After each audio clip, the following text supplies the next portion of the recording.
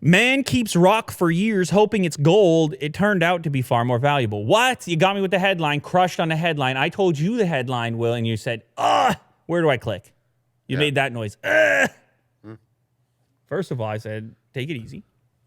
Second of all, I was just as intrigued as you were. Yeah.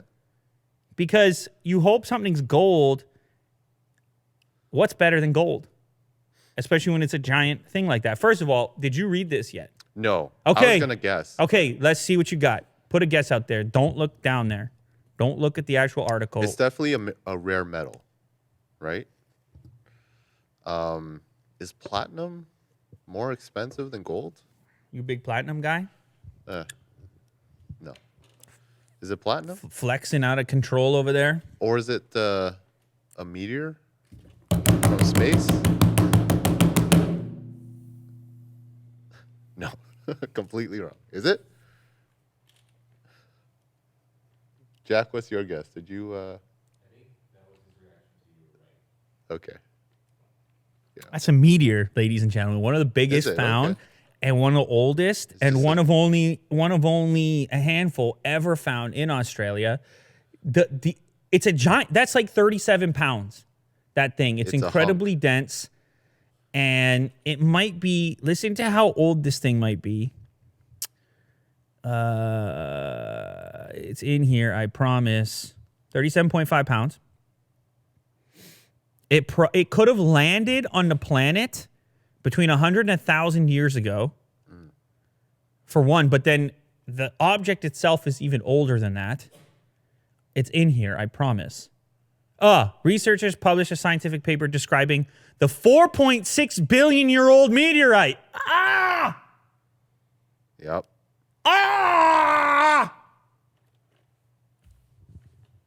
Will, I said 4.6 billion year meteorite. It's pretty old. What's inside of it? It's just like it's just rock? It's full of meteorite. Is that Yeah, it's made of iron, a high percentage of iron.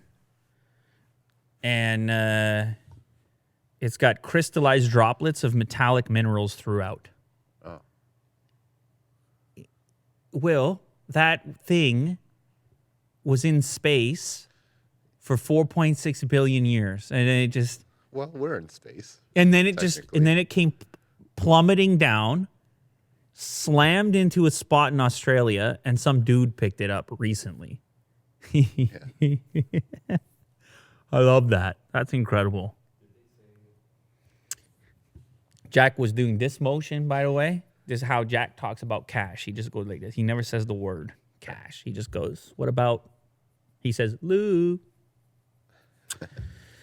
They didn't specifically say that. It's in a museum now. I don't know how it works, and maybe that's one of the tough things about the headline. If it's gold, the guy can just sell it, and it's worth a ton of money, obviously. And a lot of gold has been found in Australia, especially recently. But once it becomes one of a handful of meteors ever found at that scale in that location, then you're in the weird zone of donating it to a museum. And even though science or something. And even though the thing is more valuable, more rare, do you get anything for that? It gets really strange. Yeah. Because they kind of put the pressure on you. The guys show up at your house, you know? You got that in the garage or wherever you do, Will. And then the guys show up, and they're the scientists. And they got the collared shirts. And they say, you know, that meteor there you got in the garage there, many generations to come, they could learn from it. They should see it. They should know about it. We should have a nice exhibit for it. You don't worry. We'll cover it all. That meteor there could be really put to good use for the community over there. And you're looking around, you know, you do the shifty eye thing. And really, they're just finessing you out of that meteor. Yeah. You can't go to the private market with that now. Yeah. Because otherwise you're a real jerk. You know that? Mm-hmm. Imagine you stare back at those guys and you say, you know what? I don't care about these future generations. You know what I care about? I care about that Lamborghini from earlier. That Aventador, $417,000. I'm about to trade my Meteor for an Aventador. And a Mac Pro. the The highest one. They say, excuse me, sir, 50K. we're talking about civilization, the No, future no. of humanity. Sir, can we reason with you, sir? Otis is peeing on it. We are men of science, sir. Yeah. We are the men of science. No? No, I think you should leave now. Wow.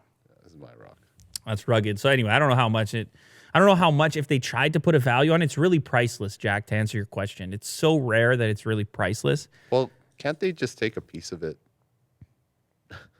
A piece of it? Yeah. Chop it. I mean, Oh, for the yeah, for the studies. museum? No, or- it's not. No, Will. They have to want- have the whole thing. Yes. Why? It's okay, look at this. In a particularly amazing story we covered last year, one space rock took 80 years, 2 owners, and a stint as a doorstop before making it to a museum. You don't have these things inside of museums. This is only the 17th meteorite found in Victoria, which is where this one was found. You can't see specimens like this. You can't see a 37-pound meteor. Have you seen one in your life? No. See what I'm saying? You can't. So if you want to get people, you want to get that next generation signing up for the sciences, signing up to work at SpaceX or NASA or whatever, this could be motivating. If it's just a small little piece, it's kind of, you've seen that before. Everyone's seen that little Yeah. thing before. Maybe. I don't know. Anyway. He should be rewarded, you think? Do you think A he should little get bit? something? But who pays him? If he donates it to the museum, because that's how it works with museums. It's for the public good. Who pays him? Maybe he gets a pass for the year. Oh yeah, he can go to Museum he can pass. go to the museum whenever he wants. He can go to the museum whenever he I wants. don't know. Yeah, something Okay, like fine. that. I'm glad we You worked that. I'm glad we worked that out, Will. Because these scientists, they're coming to strong arm you. Yeah. I'll tell you what. Because he was expecting something. He was hoping it was gold. So he wanted something. I know, but now he's the guy that found that. He gets his name on the plaque, and that's something. That's something, yes. Yeah, I agree. So we'll put his name on the plaque then. Yeah. We can agree.